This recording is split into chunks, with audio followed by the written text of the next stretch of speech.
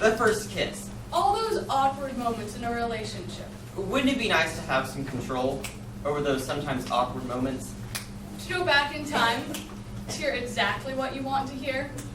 Sure Thing by David Ives. Excuse me, is this seat taken? Excuse me? Is this seat taken? Yes, it is. Oh, thanks anyway. Sure thing. Excuse me, is this seat taken? No, but I'm expecting someone very shortly. Oh, sure thing. Excuse me, is this seat taken? No, but I'm expecting someone in a minute. Would you mind if I sit here till here she comes? Well, they do seem to be pretty late. Well, you never know who you might be turning down. Sorry, nice try. Sure thing. Excuse me, is this seat taken? No, it's not. Would you mind if I sit here? Yes, I would. Oh. Excuse me, is this seat taken? No, it's not. Would you mind if I sit here? No, go ahead. Thank you. Every place else seems to be taken. Great place, huh? Mm-hmm. What's the book? I just want to read it quiet, if you don't mind. Oh, no, that's fine. Great place, huh? Yes, I like it. So what's the book? The Sound and the Fury. Oh, Hemingway. So what's the book? The Sound and the Fury. Oh, Faulkner. Have you read it? Well, I've sure read about it. It's supposed to be great. It is great. I hear it's great. Uh-huh.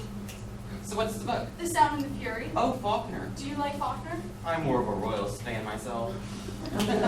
Have you read it? Yes, when I went to college. Where was college? Oral Roberts University.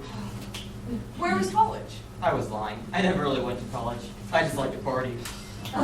Where was college? Harvard. Do you like Faulkner? I love Faulkner. I spent a whole winter reading him once. I've just started. I was so excited after the first 10 pages that I went out and bought everything else that he wrote.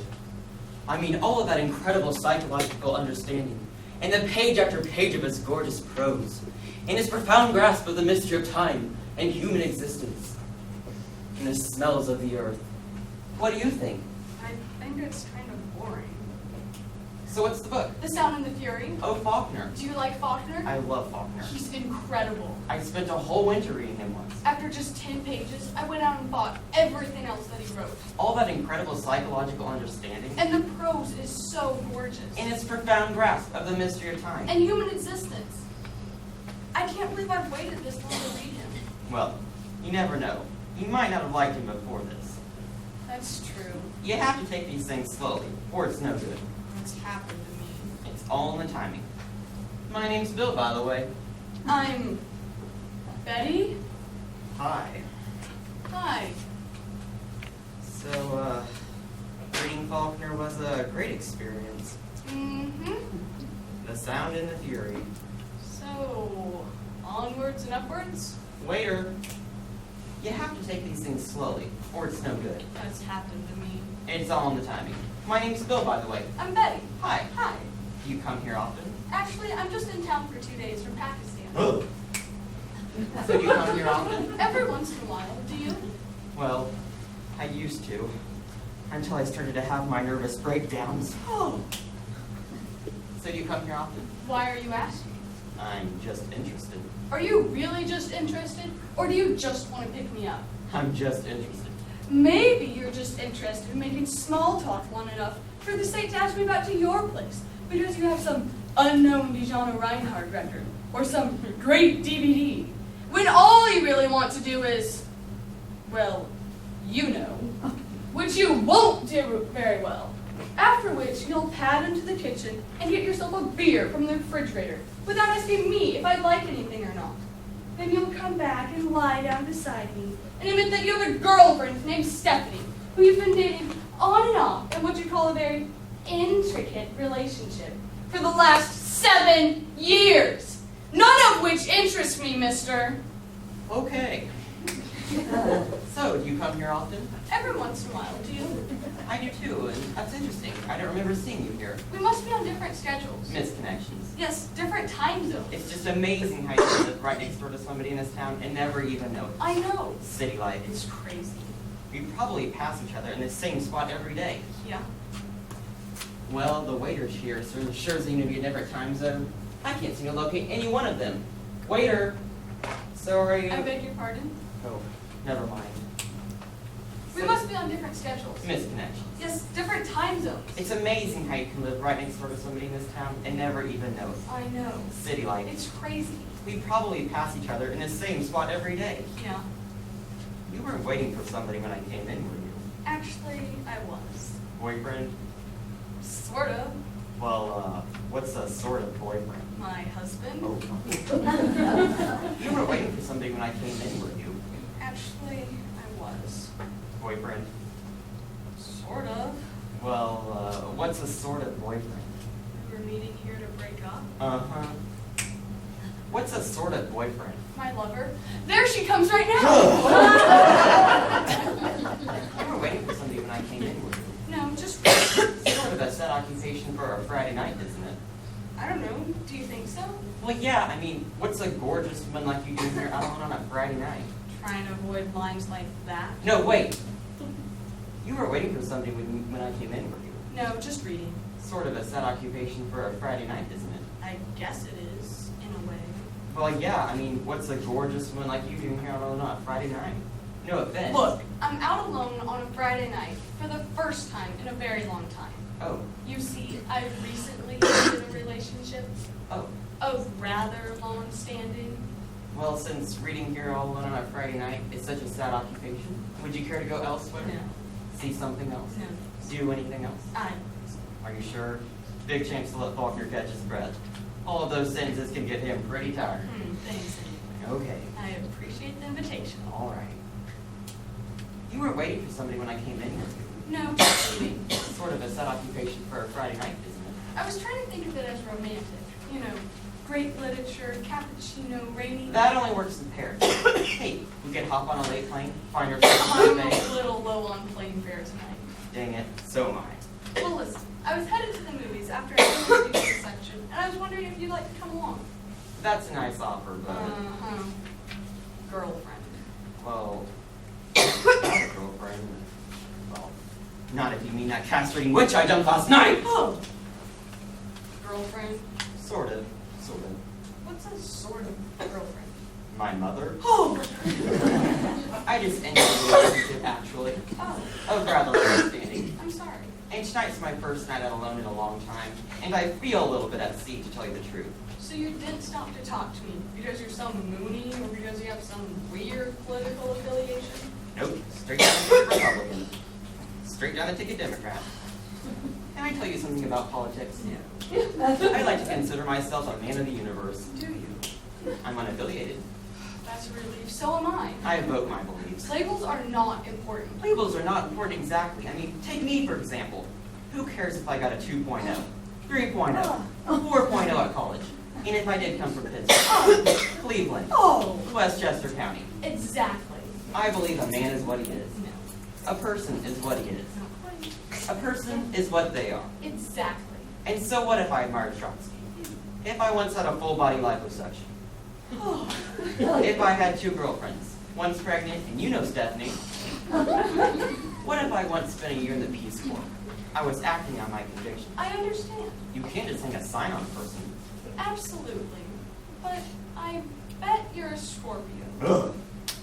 So listen, I was headed to the movies after I finished reading this section, and I was wondering if you'd like to come along. That sounds nice. What's playing? A couple of really old Woody Allen movies. Oh.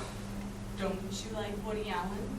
Well, sure I like Woody Allen. But you're not crazy about Woody Allen. Listen, some of those early ones can really get on my nerves. Uh-huh. So So headed then, to, I'm sorry. no, go ahead. I was headed to the movies in a while. So was I. Woody Allen Festival? Just at the store. You like the early ones? I think anybody who doesn't ought to be run off the planet. How many times have you seen Bananas? 8. 12. Are you still interested? Do you like Starbucks crumb cake? I went out at 2 in the morning last night to get one. Did you even etch a sketch as a child? Yes. Do you like Brussels sprouts? I think they're disgusting. They are disgusting. Do you still believe in a marriage in spite of current sentiments against it? Yes. And children? 3. 2 girls and a boy? Harvard, Vassar, and Brown. And will you love me? Yes. And cherish me forever? Yes. You still want to go to the movies? Sure thing. Waiter!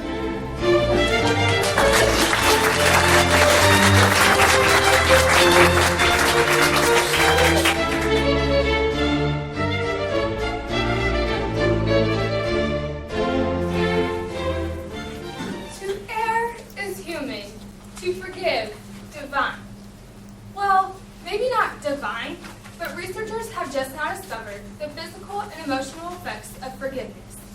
In a world full of war, infidelity, murder, rape, not to mention the petty grievances that annoy us daily, there's plenty to be angry about. But what if those grievances are making you sick? If so, it's time to forgive. Researchers who are now discovering the health benefits of forgiveness have defined forgiveness as the process of letting go of pain, anger, and resentment caused by an offense. People have many different ideas of what forgiveness is, but here's what forgiveness is not. Forgiveness isn't denying the hurt, nor is it having to trust someone who is not trustworthy or stay in a relationship that is not healthy. It is not instant. Premature forgiveness could be a sign of low self-esteem or other personal problems. Forgiveness isn't excusing, pretending, or forgetting that an offense has ever occurred, says Julia Julo-Egslin, Associate Professor of Psychology at Case Western University. Egslin also states that forgiveness doesn't imply that you trust the person who has hurt you. Forgivers will still seek legal justice in many cases and may take steps to protect themselves in the future. Instead, forgiveness is letting go of the bitter, grudging, vengeful feelings. There are many different aspects to forgiveness, including why we don't forgive, how to forgive, and the benefits of forgiveness. Forgiving someone can be one of the hardest things to do, and I'd like to share 3 reasons why we don't forgive. One reason is revenge. We always have thoughts of revenge.